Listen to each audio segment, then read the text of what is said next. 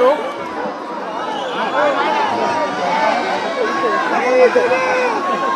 జంగల్ రాజ్ అనేది రాష్ట్రంలో ఈరోజు జంగల్ రాజ్ అనేది ఏ స్థాయిలో ఉంది అని అంటే ప్రజాస్వామ్యం ఎప్పుడో కూని అయిపోయి రాష్ట్రంలో ఉన్న పాలకులు ఈరోజు జంగల్ రాజ్ అంటే ఒక భయానక వాతావరణంతో రాష్ట్రాన్ని పరిపాలించే కార్యక్రమం ఈరోజు జరుగుతూ ఉంది. నేను అడుగుతా ఉన్నాను, ఈరోజు అంబటి రాంబాబు అన్న విషయంలో జరిగిన విషయమైతేనేమి, ఈ మధ్యకాలంలో జరిగిన జోగి రమేష్ ఇంటి మీద దాడి విషయమైతేనేమి, విడుదల రజనీ అమ్మ మీద అటాక్ చేసిన విషయమైతేనేమి, బోళ్ళ బ్రహ్మనాయుడు అన్న మీద అటాక్ చేసిన విషయమైతేనేమి, అన్నీ కూడా ఈ మధ్య కాలంలోనే జరిగిన ఈ కొన్ని ఘటనలు మాత్రమే ఉటకరించినా కూడా జంగల్ రాజ్ అనేది ఏ స్థాయిలో ఉంది ఈ రాష్ట్రంలో అన్నది ఇట్టే అర్థమయ్యే విషయాలు. నేను అడుగుతా ఉన్నాను, అంబటి రాంబాబు అన్న చేసిన తప్పేమిటి అని అడుగుతా ఉన్నా.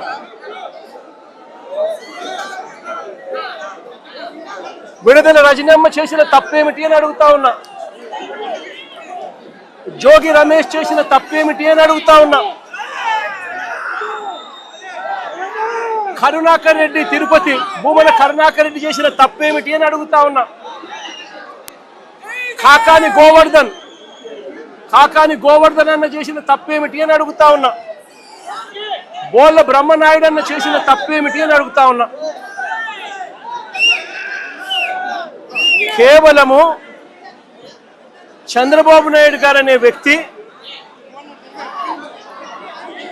గత సంవత్సరంన్నర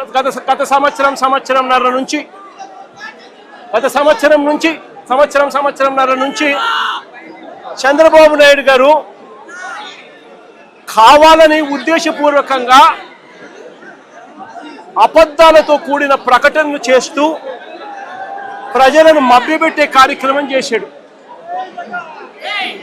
తిరుపతి నెయ్యిలో, పవిత్రమైన తిరుపతి నెయ్యిలో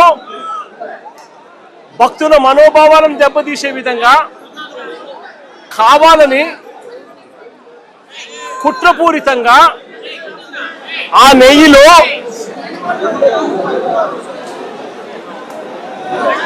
జంతువుల కొవ్వు ఉందని,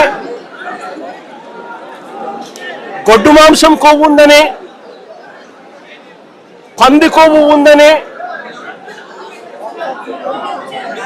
చేప నూనె కలిసింది అని అంటూ రకరకాలుగా చంద్రబాబు నాయుడు గారు కొడుకు, ఇదే చంద్రబాబు నాయుడు గారి పార్టీలో తనతో పాటు కలిసి ఉన్న మరో పవన్ కళ్యాణ్ అనే మరో నాయకుడు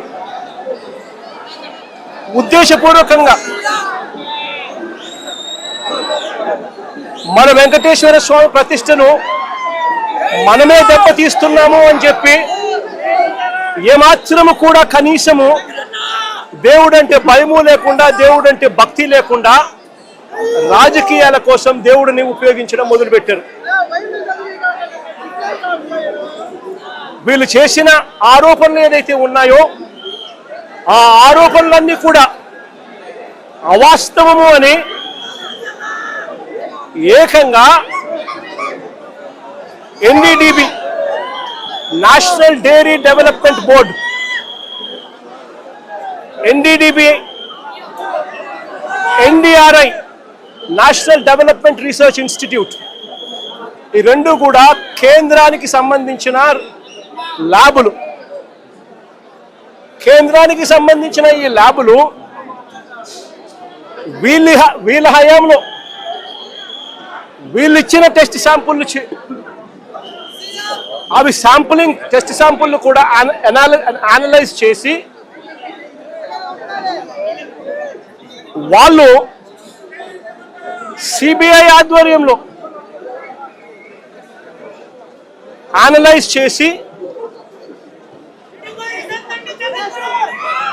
ఈ నెయ్యిలో జంతువుల కొవ్వు కానీ, గొడ్డు మాంసం కొవ్వులు కానీ, పంది కొవ్వు కానీ, చేప నూనె కానీ, ఇటువంటివి ఇంకొకటి కానీ ఇటువంటివి అవి ఏవి లేవు అని చెప్పి నిర్ధారణ చేసి సర్టిఫికెట్లు ఇస్తే, ఆ సర్టిఫికెట్లు సాక్షాత్తు సిబిఐ వాళ్ళ సిబిఐ ఛార్జ్ షీట్లో ఈ ఎన్డీడీబీ సర్టిఫికెట్, ఎన్డీఆర్ఐ సర్టిఫికెట్ రెండు కూడా పెట్టి సిబిఐ ఛార్జ్ షీట్ కూడా క్లోజర్ ఇచ్చింది. నేను అడుగుతా ఉన్నా, తప్పు ఒకవేళ చేసుంటే ఆ సిబిఐ ఛార్జ్ షీట్లో వైవి సుబ్బారెడ్డి గారి పేరు, కరుణాకర్ రెడ్డి గారి పేరు ఎందుకు చేర్చలేదు? ఒకవేళ తప్పు చేసినట్టు ఒక ఆధారాలుంటే, తప్పు నిజమే అయితే వీళ్ళని ఎందుకు అరెస్ట్ చేయలేదు? అంటే సిబిఐ క్లీన్ చిట్ ఇస్తా ఉంది, ఎటువంటి తప్పు జరగలేదు అని వీళ్ళ పేర్లు కూడా ఛార్జ్ షీట్లో పెట్టకుండా, వీళ్ళని అరెస్ట్ చేయకుండా సిబిఐ క్లీన్ చిట్ ఇస్తా ఉంది. ఎన్డీడీబీ ల్యాబు, ఎన్డీఆర్ఐ ల్యాబు, ఈ ల్యాబులు కూడా క్లీన్ చిట్లు ఇస్తా ఉన్నాయి. మరి ఇన్ని క్లీన్ చిట్లు ఇస్తా ఉన్న సందర్భాలలో అసలు ఈ సిబిఐ అనేది ఎందుకు వచ్చింది? వైవి సుబ్బారెడ్డి గారు సుప్రీంకోర్టుకు వెళ్ళి రాష్ట్ర ప్రభుత్వం చేస్తా ఉన్న ఆరోపణలు తప్పు, వీటి మీద విచారణ చేయండి అని వైవి సుబ్బారెడ్డి గారు సుప్రీంకోర్టుకు వెళ్ళి కేసేస్తే, సుప్రీంకోర్టు వైవి సుబ్బారెడ్డి గారి పిటిషన్ మేరకు సిబిఐ చేత విచారణకు పర్మిషన్ ఇచ్చింది. వాళ్ళు విచారణ చేసి వీళ్ళెవరూ తప్పు చేయలేదు అని చెప్పి నిర్ధారించి ఎన్డీడీబీ, ఎన్డీఆర్ఐ ల్యాబుల సర్టిఫికెట్లు కూడా పొందుపరిచి క్లీన్ చిట్లు ఇస్తే, చంద్రబాబు నాయుడు గారు అనే వ్యక్తి, పవన్ కళ్యాణ్ అనే వ్యక్తి, నారా లోకేష్ అనే వ్యక్తి, ఇంకా ఇటువంటి అన్యాయస్తులు ఎవరైతే ఉన్నారో వీళ్ళంతా కూడా చేసిన తప్పుకు చంపలేసుకొని ప్రజలకు, వెంకటేశ్వర స్వామికి చేసిన తప్పులకు లెంపలేసుకొని క్షమాపణ కోరాల్సింది పోయి, ఇదే చంద్రబాబు నాయుడు గారు, ఇదే లోకేష్ అనే చంద్రబాబు నాయుడు గారి కొడుకు, ఇదే పవన్ కళ్యాణ్ అనే ఇంకొక వ్యక్తి, వీళ్ళంతా కూడా కూడబలుపుకొని మళ్ళీ అదే అబద్ధాలను నిజమనిపించే విధంగా చెప్పాలని చెప్పి గోబల్స్ ప్రచారం చేయాలి అన్న దుర్బుద్ధితో, దురాలోచనతో వక్రీకరిస్తూ ఏకంగా ఫ్లెక్సీలు పెడతారు. నేను అడుగుతా ఉన్నా, తప్పుడు సమాచారాలతో, తప్పుడు విషయాలతో, కుల మతాలను రెచ్చగొట్టే విధంగా అబద్ధాలతో ఫ్లెక్సీలు పెట్టే అధికారం ప్రజాస్వామ్యంలో ఎవరికైనా ఉందా అని అడుగుతా ఉన్నా. ఇదే మాదిరిగా మేము కూడా ఫ్లెక్సీలు పెడితే మీరు ఒప్పుకుంటారా అని అడుగుతా ఉన్నా ఇదే చంద్రబాబు నాయుడు గారిని. సూపర్ 6, సూపర్ 7 ఎన్నికలప్పుడు మోసం చేశావు, బాండ్లు ఇచ్చావు, సూపర్ 6, సూపర్ 7 అని చెప్పి ఎన్నికలప్పుడు చెప్పావు, ఎన్నికలు అయిపోయాక మోసం చేశావని చెప్పి ఫ్లెక్సీలు పెడితే ఒప్పుకుంటావా చంద్రబాబు అని అడుగుతా ఉన్నా. అబద్ధాలు చెప్తూ, వక్రీకరిస్తూ అన్యాయాలు చేస్తా ఉన్న ఈ వ్యక్తి మీద ఇలాంటివే ఇంకా ఎన్నైనా చేస్తూ ఫ్లెక్సీలు పెడితే ఒప్పుకుంటారా అని అడుగుతా ఉన్నాను. అబద్ధాలు చెబుతూ, మోసం చేస్తూ, వక్రీకరిస్తూ, దుర్బుద్ధితో ఫ్లెక్సీలు పెట్టి భావోద్వేగాలను రెచ్చగొట్టే కార్యక్రమం ఒకవైపున చేస్తూ, మరోవైపున చంద్రబాబు నాయుడు గారిని ఏకంగా సిబిఐ తన ఛార్జ్ షీట్ వేసిన నేపథ్యంలో ఎన్డీడీబీ, ఎన్డీఆర్ఐ రెండు కూడా ల్యాబ్ సర్టిఫికెట్లు, ఎటువంటి గొడ్డు మాంసము, ఎటువంటి కొవ్వు, ఎటువంటి జంతువుల కొవ్వు, ఎటువంటి మాంసము ఎటువంటిది లేదు అని చెప్పి ఇచ్చిన సర్టిఫికెట్లు ఒక వైపున ఇస్తే ఇదే పెద్ద మనిషి చంద్రబాబు నాయుడు గారికి క్షమాపణ చెప్పాల్సింది పోయి చంద్రబాబు నాయుడు గారిని ఎవరైనా ప్రశ్నిస్తే ఎందుకయ్యా ఇంత అబద్ధాలు చెప్పావు, ఎందుకయ్యా ఇలా అన్యాయం చేశావు, ఎందుకయ్యా ఇలా వెంకటేశ్వర స్వామి ప్రసాదాన్ని ఆ ప్రతిష్టను ఎందుకయ్యా దెబ్బతీశావు అని చంద్రబాబు నాయుడు గారిని ఎవరైనా గట్టిగా నిలదీస్తే, గట్టిగా ప్రశ్నిస్తే ఆయన చేసింది ఏమిటి? అంబటి రాంబాబన్న మీద దాడి. ఏ రకంగా దాడి చేశారు? 10:30కు ఆయన గుడికి పోయి గుడిలో పొద్దున్నే చంద్రబాబు నాయుడు గారికి జ్ఞానోదయం రావాలి అని చెప్పి పూజ చేసి గుడిలో నుంచి ఆయన బయటకు వస్తూ ఉంటే గుడి నుంచి మళ్ళీ ఆయన ఇంటికి వచ్చే మార్గంలో గుడి నుంచి ఇంటికి వచ్చే మార్గంలో ఏకంగా గుడి నుంచి తాను ఇంటికి వచ్చే మార్గంలో ఈ మాదిరిగా కట్టెలు పట్టుకొని పోలీసులను పెట్టుకొని పోలీసుల సమక్షంలో ఈ మాదిరిగా అడ్డగించాలని చెప్పి రాంబాబుని అడ్డగించాలని చెప్పి ఈ మాదిరిగా నడి రోడ్డు మీద పోలీసుల సమక్షంలో పోలీసులను పక్కన పెట్టుకొని కర్రలను పట్టుకొని కర్రలతో తెలుగుదేశం పార్టీ వాళ్ళు కారు అడ్డగిస్తే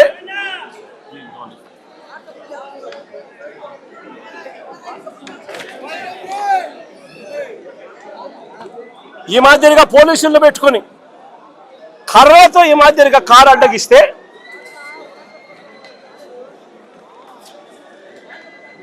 కారులో ఉన్న రాంబాబన్నను కారు అడ్డగిచ్చి కారును బాదుతూ పోలీసుల సమక్షంలోనే అనకూడని మాటలంటూ బూతులు తిడుతూ తన కారు మీద దాడి చేస్తే రాంబాబన్న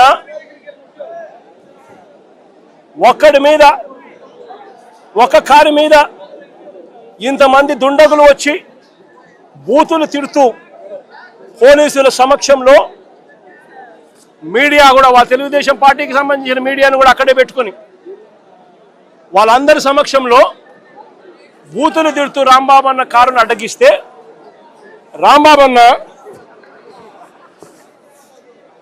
వాళ్ళ బూతులు తిట్టినందుకు రెస్పాన్స్గా రియాక్ట్ అయ్యాడు ఆయన. ఆ రియాక్ట్ అయ్యే దాంట్లో ఆయన నోట్లో నుంచి ఒక్కడే ఉండడం వల్ల ఇంతమంది చుట్టుముట్టి ఆయనను కారును బాదుతూ ఉన్నారు. ఒక వైపున ఆయన మీద దాడి జరుగుతూ ఉంది, మరోవైపున ఆయన తిరుగుతూ ఉన్నారు. అలాంటి సందర్భంలో ఆయన కూడా నోట్లో నుంచి 2-3 తిట్లేమన్నా తిట్టాడు. ఒక రియాక్షన్గా జరిగింది. నేను అడుగుతా ఉన్నా ఇదే చంద్రబాబు నాయుడు గారిని, ఇదే పవన్ కళ్యాణ్ గారిని, ఇదే నారా లోకేష్ గారిని అడుగుతా ఉన్నా, మీరు తిట్టే తిట్టులకు ఎటువంటి రియాక్షన్ అవసరం లేదు, మీ మీద ఎటువంటి అటాక్ లేకుండానే మీరు రొటీన్గానే తిరుగుతూ ఉన్నారు. ఈ మాదిరిగా ఇదేమి కొత్తగా జరిగేదేమీ కాదు. మీరు తిరిగితే ఒక రకంగా ఉంటుంది, అంబటి రాంబాబన్న ప్రాణం మీదకి వచ్చినప్పుడు రియాక్షన్గా ఆయన తిరిగితే మాత్రం ఇంకొక రకంగా దాన్ని చిత్రీకరిస్తూ ఉన్నారు. అయినప్పటికీ కూడా రాంబాబన్న ఇంటికి వచ్చి 10:30కు అది జరిగితే 10:30 ప్రాంతంలో అది జరిగితే ఆయన ఇంటికి వచ్చి 12 గంటలకు 1 గంటకు ఆ ప్రాంతంలో ఇంట్లో తాను ప్రెస్ మీట్ కూడా పెట్టి జరిగిన విషయమంతా కూడా వివరించి, ఆయన పెద్ద మనిషి కాబట్టి, సంస్కారం ఉన్న వ్యక్తి కాబట్టి ఆయన నేను తిట్టకుండా ఉండాల్సింది అని కూడా చింతిస్తూ చెప్పాడు. అంటే తన మీద దాడి జరుగుతూ ఉన్నా, తనను ఒక వైపున తిరుగుతూ ఉన్నా, అప్పుడు భావోద్వేగంలో ఆయన 2 తిట్లు తిట్టినందుకు ఇంటికి వచ్చి బాధపడి ప్రెస్ మీట్ పెట్టి మీడియా సమక్షంలో ఆయన దీనికి వివరణ ఇస్తూ, అయినా నేను తిట్టకుండా ఉండింటే బాగుండేది, నేను చింతిస్తున్నాను అని సంస్కారం కలిగిన వ్యక్తిగా అంబటి రాంబాబు అన్న వివరణ కూడా ఇచ్చాడు. అంతటి సంస్కారం ఉన్న వ్యక్తిని నిజంగా చేతనైతే పొగడాలి, నిజంగా చేతనైతే పొగడాలి. తప్పు చేశాడు, వాళ్ళు చేసిన దానికి, వాళ్ళు తిట్టిన దానికి, వాళ్ళు ఆయన కారు మీద దాడి చేసినప్పుడు జరిగిన భావోద్వేగ పరిణామంలో కూడా ఆయన ఒకవేళ తిట్టింది తప్పే అయితే క్షమాపణ అని చెప్పన్నట్టుగా తాను చింతిస్తూ చెప్పినప్పుడు శాతనైతే తనను చేసిన మంచి పనికి పొగడాలి. కానీ వీళ్ళేం చేశారు, దాన్ని వక్రీకరిస్తూ, దాన్ని ట్విస్ట్ చేస్తూ, దాన్ని ట్విస్ట్ చేస్తూ ఏకంగా అంబటి రాంబాబును హత్య చేయడానికి,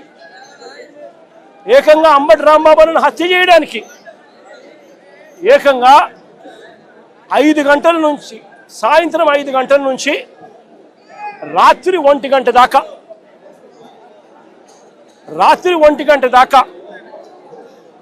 సాయంత్రం 5 గంటల నుంచి రాత్రి 1 గంట దాకా సాక్షాత్తు ఈవిడ ఎమ్మెల్యే గల్లా మాధవి ఇక్కడ మనుషులను వేసుకొని వచ్చి ఈవిడ ఆధ్వర్యంలోనే రాంబాబు అన్న ఇంట్లో దాడి, 5 కార్ల ధ్వంసం, అద్దాలు ఇంట్లో ఇరిగిపోయినాయి, సామాన్లు ఇంట్లో ఇరిగిపోయినాయి, పక్కనున్న ఆఫీసులో మొత్తం అన్ని పగలు కొట్టేసినారు. ఇంట్లో ఆడవాళ్ళు ఉన్నారు, ఆడవాళ్ళ ప్రాణాలకు నష్టం జరిగే విధంగా తిడుతూ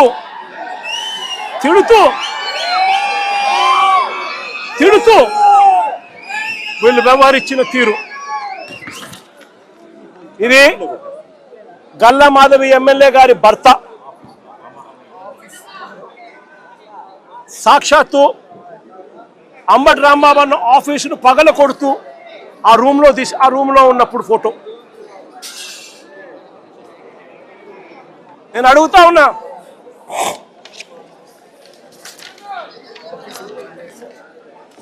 అంబటి రాంబాబు అన్న ఆఫీసును కాలుస్తా ఉన్న ఫోటో.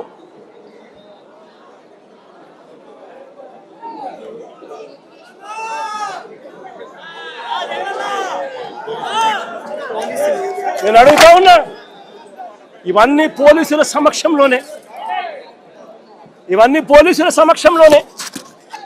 5 గంటల నుంచి ఇవన్నీ జరుగుతూ ఉంటే,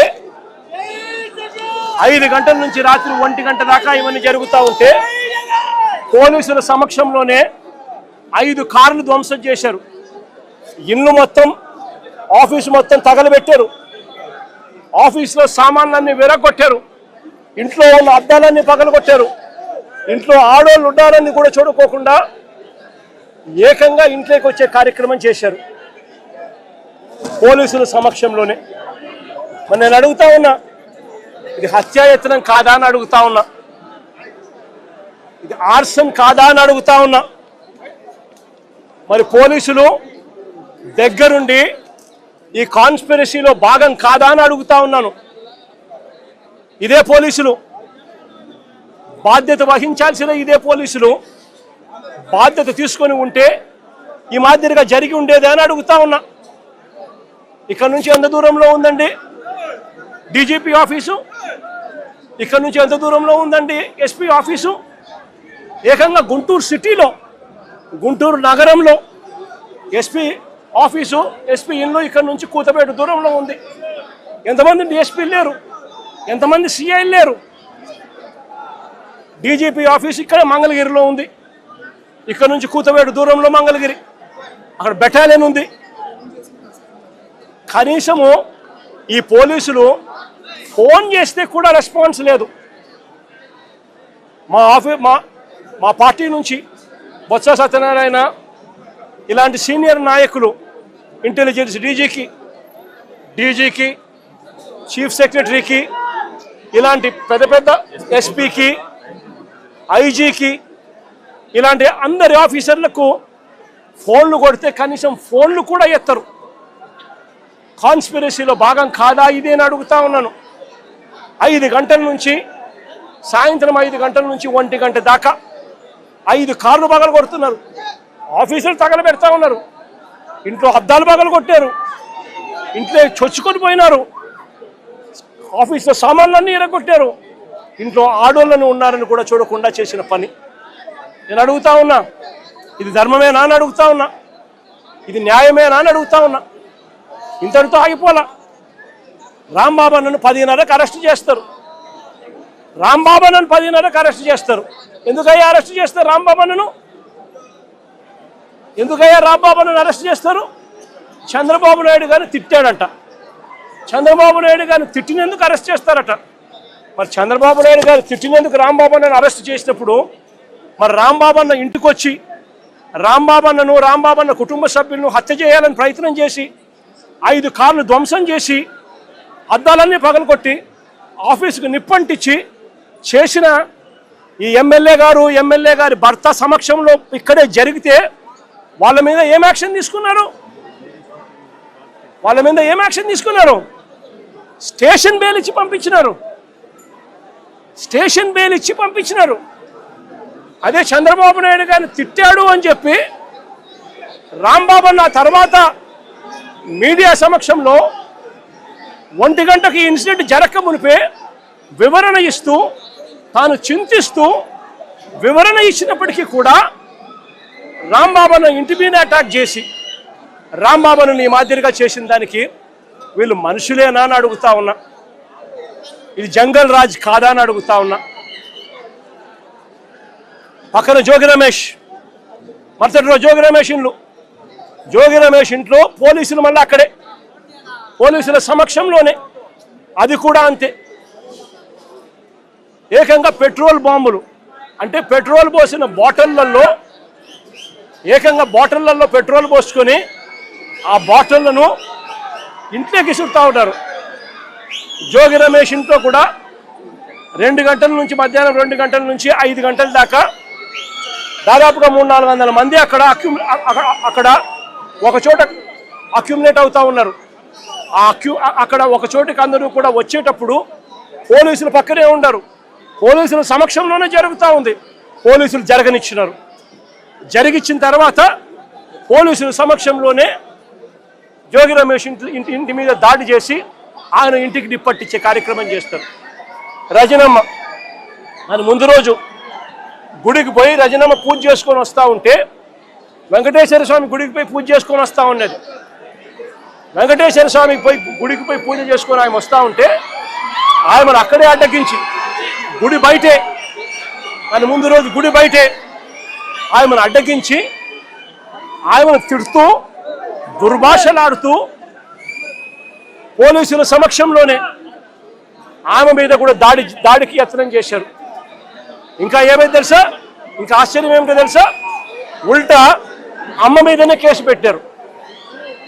ఏమని? ఆమె గుడికి పోయి వీళ్ళందరినీ అటాక్ చేయడానికి ప్రయత్నం చేస్తుందని. ఏదైనా హద్దు పొద్దు ఉండాలి ఏదైనా మాట్లాడేసరికి. ఇది జంగల్ రాజ్ కాదని అడుగుతా ఉన్నా.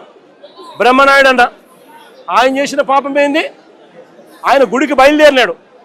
చంద్రబాబు నాయుడు గారికి దేవుడు జ్ఞానోదయం చేయాలని, చంద్రబాబు నాయుడు గారు అనే వ్యక్తిలో పశ్చాత్తాపం రావాలని, చంద్రబాబు నాయుడు అనే వ్యక్తికి దేవుడు దయ వల్ల ఆయనకు, ఆయన కొడుకుకు, ఆయనతో పాటు అక్కడే ఉన్న ఆయనతో పాటు ఆయన పార్టీలో ఉన్న పవన్ కళ్యాణ్ గారికి అందరికీ కూడా జ్ఞానోదయం జరగాలి అని చెప్పి బ్రహ్మనాయుడు ఆయన గుడికి పోతా ఉంటే, గుడి నుంచి ఆయన బయటకు వస్తూనే ఉంటే ఆయన మీద కూడా అటాక్. పోలీసుల సమక్షంలోనే ఆయన మీద కూడా దాడి. నేను అడుగుతా ఉన్నా, కాకాని గోవర్ధన్ అన్న విషయం అయితేనేమి, ఇంకా వీళ్ళందరి విషయాలు అయితేనేమి, తప్పు చేసేది చంద్రబాబు నాయుడు చేస్తూ ఉన్నాడు. తప్పుడు ఆరోపణలు చేసింది చంద్రబాబు నాయుడు చేస్తూ ఉన్నాడు.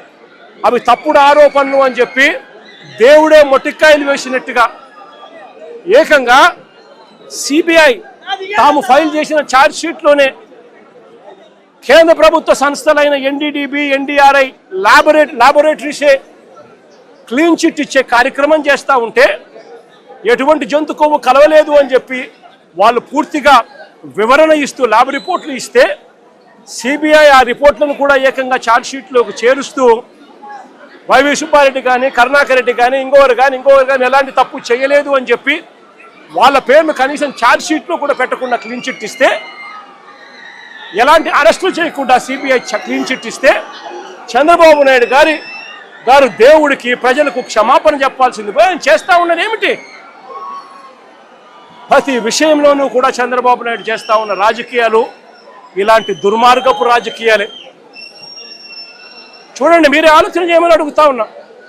సూపర్ 6, సూపర్ 7 ఎన్నికలప్పుడు మాటిచ్చాడు, బాండ్లు ఇచ్చాడు. ఇంటింటికి వెళ్ళి అమ్మా బాండ్ తీసుకో తల్లి, మీ ఇంట్లో ఎంతమంది ఉన్నారు, మీ ఇంట్లో నిరుద్యోగులు ఉన్నారా, మీకు 36,000, మీ ఇంట్లో పిల్లలు ఉన్నారా, ఇదిగో మీకు 15,000, మీ ఇంట్లో రైతులు ఉన్నారా, ఇదిగో మీకు 26,000, మీ ఇంట్లో మీకు చిన్నమ్మలు పెద్దమ్మలు 50 ఏళ్ళ వయసులో ఉంటారా, వాళ్ళకి 48,000, ఉద్యోగం కోసం వెతుక్కుంటున్నారా పిల్లలు, 36,000. ఈ మాదిరిగా బాండ్లు ఇచ్చి ప్రజలను మోసం చేసి సూపర్ 6, సూపర్ 7 హామీలు ఇచ్చి ఈరోజు ఏమంటాడు, సూపర్ 6, సూపర్ 7 చేసేసామంటాడు. సూపర్ 6, సూపర్ 7 చేసేసామని చెప్పి పొద్దు సిగ్గు లేకుండా అబద్ధాలు ఆడుతూ ఉన్నారు. చంద్రబాబు నాయుడు గారు చేస్తూ ఉన్నది తప్పు అని, చంద్రబాబు నాయుడు గారు చేస్తూ ఉన్నది మోసమని ఎవరైనా ప్రశ్నిస్తే ఏం చేస్తూ ఉన్నాడు? ఆ ప్రశ్నించిన వాళ్ళ మీద, సోషల్ మీడియా యాక్టివిస్టుల మీద, ప్రశ్నించే వాళ్ళ మీద కేసులు పెట్టి జైలుకు పంపుతా ఉన్నాడు. అబద్ధాలు చెప్పేది ఆయనే, మోసం చేసేది ఆయనే. ఆ తర్వాత ఆయన ఎవరైనా ప్రశ్నిస్తే వాళ్ళ మీద అక్రమ కేసులు పెట్టి అక్రమ సాక్ష్యాలు క్రియేట్ చేసి వాళ్ళను జైలుకు పంపించి చివరికి సోషల్ మీడియా పిల్లలని కూడా చూడకుండా చంద్రబాబు నాయుడు గారిని ప్రశ్నిస్తున్నారని చెప్పి ఏకంగా వాళ్ళ మీద గంజాయి కేసులు పెట్టి వాళ్ళ కెరీర్ను సైతం నాశనం చేస్తూ ఉన్న వ్యక్తి ఈ చంద్రబాబు నాయుడు గారు కాదా అని అడుగుతా ఉన్నా. చేసేటివన్నీ తప్పులే, చేసేటివన్నీ అబద్ధాలే, చేసేటివన్నీ మోసాలే. ఆయనే లిక్కర్ నడుపుతాడు. ఆయన ఆధ్వర్యంలోనే ఆక్షన్ బాడీ చంద్రబాబు నాయుడు గారు తెలుగుదేశం పార్టీ సైన్యానికి లాటరీ పాడిచ్చి మరి షాపులన్నీ కట్టబెడతాడు, ప్రైవేట్ షాపులన్నీ కూడా. ఆ ప్రైవేట్ షాపుల ఆధ్వర్యంలోనే ఏకంగా ఎమ్మెల్యేలు దగ్గర ఉండి ప్రతి గ్రామంలో ఆక్షన్ పాడుతూ బెల్ట్ షాపులన్నీ కూడా నిర్వహిస్తున్నారు. షాపుల పక్కనే, లిక్కర్ షాపుల పక్కనే పర్మిట్ రూములు, ఇల్లీగల్ పర్మిట్ రూములు నడుపుతూ పెగ్గులతో లిక్కర్ అమ్ముతా ఉన్నారు. ఇవన్నీ రాష్ట్రానికి రావాల్సిన ఆదాయాలు రాష్ట్రానికి రావడం లేదు. రాష్ట్రానికి రావాల్సిన ఆదాయాలు పక్కదోవలో చంద్రబాబు నాయుడు గారికింత, ఎమ్మెల్యేకింత, వారి మాఫియా సైన్యానికింత అని చెప్పి లూటీ పద్ధతిలో పంచుకుంటా ఉన్నారు. బెల్ట్ షాపులు అమ్ముతున్నారు. ప్రతి గ్రామంలోనూ 1 కాదు, 2 కాదు, 3, 4, 5, 6, 10 బెల్ట్ షాపులు ఉన్నాయి. ప్రతి గ్రామంలోనూ కూడా ఆక్షన్ బాడీ అమ్ముతూ ఉన్నారు. ఏ బెల్ట్ షాపులో ఎంఆర్పి రేటుకి అమ్ముతున్నారండి? ప్రతి బెల్ట్ షాప్లోని ఎంఆర్పి రేటు కన్నా 20 రూపాయలకి ఎక్కువగా అమ్ముతున్నారు. ప్రతి బెల్ట్ షాప్, ప్రతి పర్మిట్ రూమ్లో, ఏ పర్మిట్ రూమ్లో అంటే ఎంఆర్పి రేటుకి అమ్ముతున్నారు. పర్మిట్ రూమ్లో ఇల్లీగల్, పర్మిట్ రూమ్లో వేసేది పెగ్గుల్లో వేస్తూ ఉన్నారు. పెగ్గుల్లో వేసి ఏకంగా బాటిల్ పైన 30 రూపాయలు అధికంగా వసూలు చేస్తూ ఉన్నారు. ఆ డబ్బులు గవర్నమెంట్కి రాకోకుండా వీళ్ళ జోబులు లేకపోతా ఉంది. దీంతోనే సరిపోదు అన్నట్టుగా ఏకంగా ప్రతి 5 బాటిళ్లకు 1 బాటిల్ ఏకంగా వీళ్ళంతటకు వీళ్ళే కుటీర పరిశ్రమ పెట్టి చీప్ లిక్కర్ వీళ్ళే తయారు చేసి కల్తీ లిక్కరు ఏకంగా ప్రతి 5 బాటిల్లో 1 బాటిల్ ఈరోజు అమ్ముతా ఉన్నారు. ఈ రోజుకి కల్తీ లిక్కర్ తాగి పిల్లలు, చదువుకున్న పిల్లలు, ఇంజనీరింగ్ చదువుకొని బయటకు ఏదో ఊర్లోకి ఏదో సెలవుల కోసం వస్తే 4 పిల్లలు చనిపోయే ఘటనలు ఈ మధ్య కాలంలో మనం చూస్తాం. కల్తీ లిక్కర్ తాగి, వీళ్ళ షాపుల్లోనే వీళ్ళు తయారు చేసిన ఈ ఇల్లీగల్ కల్తీ లిక్కర్ తాగి ప్రతి 5 బాటిళ్లకు 1 బాటిల్ కల్తీ లిక్కర్ చేస్తూ ఉన్నది ఎవరు అని అంటే సాక్ష్య ఆధారాలతో సహా వీళ్ళ మనుషులు దొరుకుతారు. ఆ కల్తీ మద్యం, కుటీర పరిశ్రమతో. ఎవడండి దొరికింది? జయచంద్రారెడ్డి అని తంబలపల్లిలో చంద్రబాబు నాయుడు తరపున తెలుగుదేశం పార్టీకి కంటెస్ట్ చేసిన క్యాండిడేట్ ఆయన తయారు చేస్తూ ఏకంగా ఎక్సైజ్ డిపార్ట్మెంట్కు దొరికితే లావాదేవీల్లో వాళ్లకు ఎక్సైజ్ డిపార్ట్మెంట్కు మధ్య లావాదేవీల్లో తేడాలు వచ్చి ఆ ఘటన బయటపడి దొరికితే దాంట్లో తెలుగుదేశం పార్టీ హయాం రాక్షస పాలన జరుగుతూ ఉంది. 18 నెలలుగా చంద్రబాబు నాయుడు గారే పాలన చేస్తూ ఉన్నాడు. ఇటువంటి రాక్షస పాలనలో ఎవడైనా మా పార్టీకి సంబంధించిన జోగి రమేష్ లాంటి వ్యక్తి ఎవరైనా వాళ్ళు లిక్కర్ నడుపుతారా? ఆలోచన చేయమని అడుగుతా ఉన్నాం. చంద్రబాబు నాయుడు గారు జోగి రమేష్ మీద కేసు పెడతాడు. ఈయన ఇల్లీగల్ లిక్కర్ తయారు చేసి చంద్రబాబు నాయుడు గారు బెల్ట్ షాపుల్లో ఈయన సప్లై చేస్తున్నాడట. బెల్ట్ షాపులు ఆయనై, సప్లై చేసే మనుషులు ఆయనై, తయారు చేసే మనిషి, బెల్ట్ షాపులు ఆయనై, అమ్మేది ఆయన మనుషులు. మరి జోగి రమేష్ ఎలా చేస్తారండి? ఆయన మీద కూడా ఇలాంటిదే తప్పుడు కేసు పెట్టి ఏకంగా జైలుకు పంపించిన కేసు. ఇలా ప్రతి ఒక్కరిని కూడా ఆయనే తప్పు చేస్తాడు, ఆయనే అబద్ధాలు ఆడతాడు, ఆయనే అన్యాయం చేస్తాడు. ఆయనను ఎవరైనా ప్రశ్నిస్తే ఆయన మీద తిరిగి దొంగ ఆధారాలతో దొంగ సాక్ష్యాలు క్రియేట్ చేసి వాళ్ళ మీద తిరిగి కేసులు పెట్టే కార్యక్రమం ఈ జంగల్ రాజులో జరుగుతూ ఉంది. ఈ జంగల్ రాజులో పరాకాష్ట నిన్న అంబటి రాంబాబు అన్న జరిగింది విషయము, జోగి రమేష్ ఇంట్లో దాడి విషయము, అదే రకంగా రజనమ్మ మీద అటాక్ విషయము, అదేవిధంగా బ్రహ్మనాయుడు అన్న విషయము, కాకాని గోవర్ధన్ అన్న విషయము, ఇవన్నీ కూడా నిజంగా పరాకాష్ఠకు చేరిన విషయాలు. అన్నిటికన్నా ఆశ్చర్యం ఇంకోటి ఏంటో తెలుసా? అంబటి రాంబాబు అన్న ఒక మంత్రి, కాపు కులంలో నిజంగా గర్వంగా చెప్తా ఉన్నా నేను, ఒక టైగర్ అని కూడా చెప్తా నేను. గొప్పగా బ్రతికినాడు, గొప్పగా ఒక వాల్యూ ఉన్న వ్యక్తి, ఒక విలువలున్న వ్యక్తి అని కూడా నేను గట్టిగా చెప్తాను. అలాంటి వ్యక్తిని ఆశ్చర్యం కలిగించే విషయం ఏంటంటే తప్పుడు కేసులో ఇల్లీగల్గా ఆయన్ని అరెస్ట్ చేయడమే కాకుండా స్టేషన్లో ఈ నల్లపాడు సిఐ వంశీ అట, పట్టాభిపురం సిఐ ఇంకొకడు వెంకటేశ్వర్లు అంట, వీళ్ళు అంబటి రాంబాబు అన్నను ఫిజికల్గా కొట్టడం జరిగింది. ఫిజికల్గా ఒక మంత్రిని కొట్టడం, అబ్యూస్ చేయడం. నిజంగా ఏం ప్రజాస్వామ్యంలో ఉన్నామా లేదా అని ఆలోచన చేయమని అడుగుతా ఉన్నా నేను. ఎల్లకాలం ఈ ప్రభుత్వం ఉండదు. దాదాపుగా 200 మంది సిఐలు, ఎస్ఐలు, డిఎస్పీలు ఇటువంటి వాళ్ళు విఆర్లో ఉన్నారు. మీ ప్రభుత్వంలో మీరు వీళ్ళందరినీ కూడా పక్కన పెట్టిన పరిస్థితిలో వాళ్ళంతా ఉన్నారు.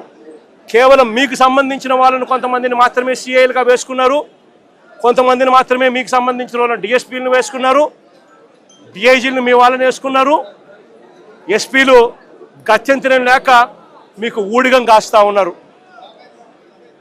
బీహార్లో ఏం జరుగుతూ ఉందో నాకు తెలియదు, కానీ ఇక్కడ జంగల్ రాజును మీరు సృష్టించి నడిపిస్తూ ఉన్నారు. కానీ నేను అందరికీ కూడా ఒకటే చెప్తా ఉన్నా, ఎల్లకాలం ఇదే మాదిరిగానే జరగదు. 2 ఏళ్ళు కన్ను మూసుకుంటే అయిపోయింది, మరో 3 ఏళ్ళు కూడా కన్ను మూసుకుని కన్ను తెరిచేసరికి మరో 3 ఏళ్ళు కూడా అయిపోతుంది. ఆ తర్వాత వచ్చేది మాత్రం మా ప్రభుత్వం అని చెప్పి కూడా ప్రతి ఒక్కరికి కూడా ఈ సందర్భంగా కూడా చెప్తా ఉన్నా.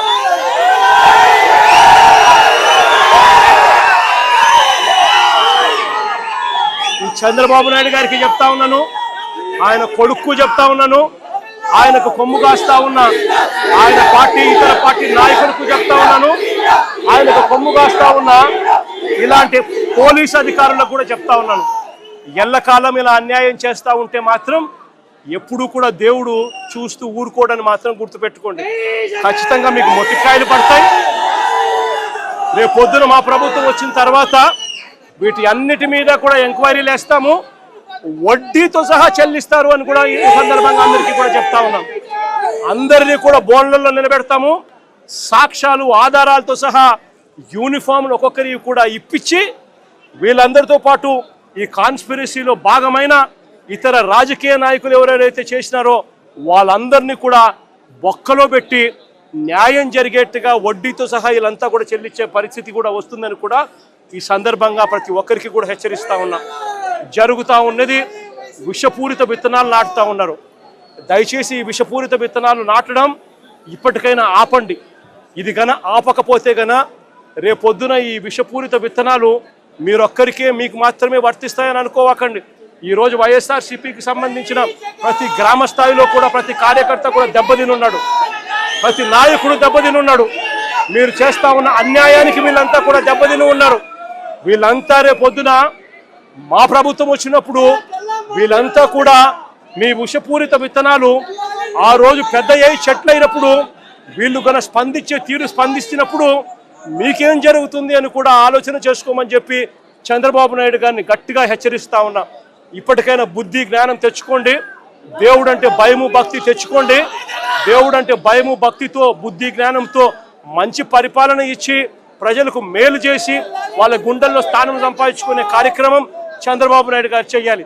చేతనైతే సూపర్ 6లు సూపర్ 7లు ఇటువంటివన్నీ కూడా అబద్ధాలు చెప్పకుండా మోసం చేయకుండా ప్రజలకు మంచి చేసి ఇచ్చే కార్యక్రమం చేయండి.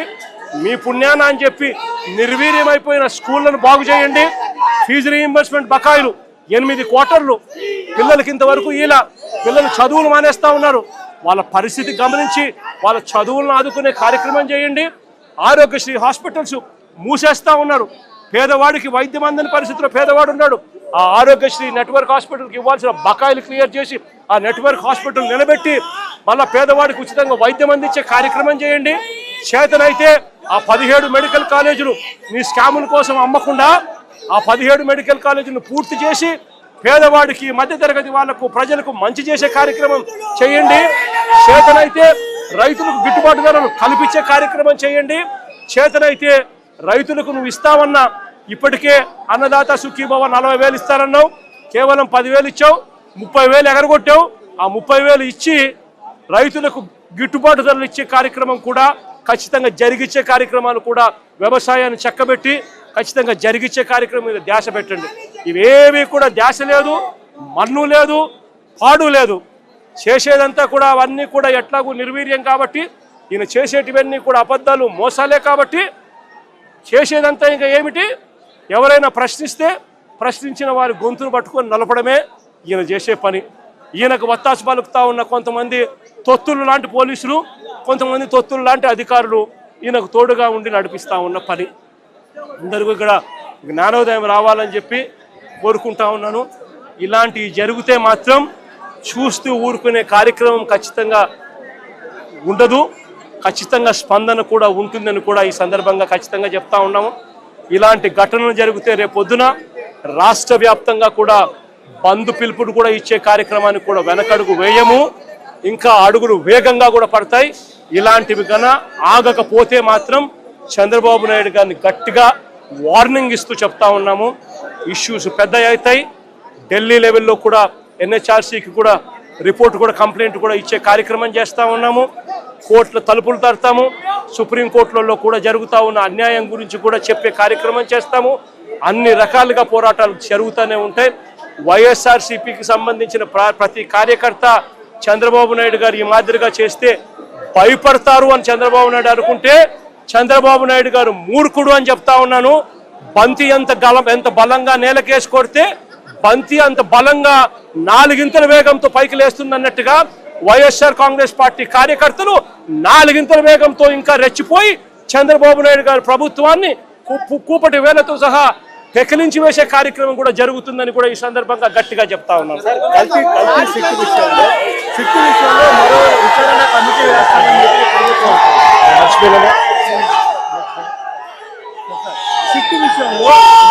సుప్రీంకోర్టు ఇచ్చిన కల్తీ సిట్టు విషయంలో మరో కమిటీ కూడా వేస్తామని చెప్పి ఉంటుంది. చంద్రబాబు నాయుడు గారు అనే వ్యక్తి ఎలాంటి దుర్మార్గుడు, ఎలాంటి రాక్షసుడు అని అంటే తాను అబద్ధం చెప్పాడు అని, మోసం చేశాడు అని ప్రజలకంతా తెలిసిపోయింది.